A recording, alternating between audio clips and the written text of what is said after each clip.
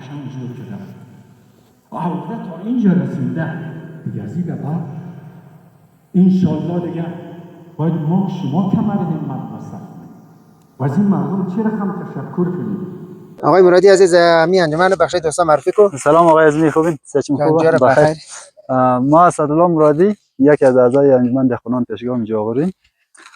این انجمن که از گفتم میتونم که حدود 4 سال میشه که فعالیت مونه، اما این 2 سال میشه که سطح و راجستر مدیریت زراعت ولسوالی جاغوری شده و همچنان تاییدیه ولسوالی جاغوری را هم گرفته. آقای مرادی امروز از تاریخ چنده دکدام قریه هم ده معلومات می باره بخش از مبیدی؟ امروز سه شنبه، متاسفانه تاریخ دقیق خبر ندارم. 25 تاریخ 25 قوس در قریه سفچو پایین در منبر بستی کتاب جمع شدیم مردم منبر بستی. یک برنامه آموزشی داشتیم در قسمت شاخه‌بوری و اسپری یوریا چیزی که یک دوای پیشگیرانه بخش درخت‌ها. درسته. او چی فایده هایی داره او دوا فایده های خیلی زیاد داره که نام فارسیش کد نباتی میگه. از مفید هستن. درسته. او به نام کد نباتی یاد مونه.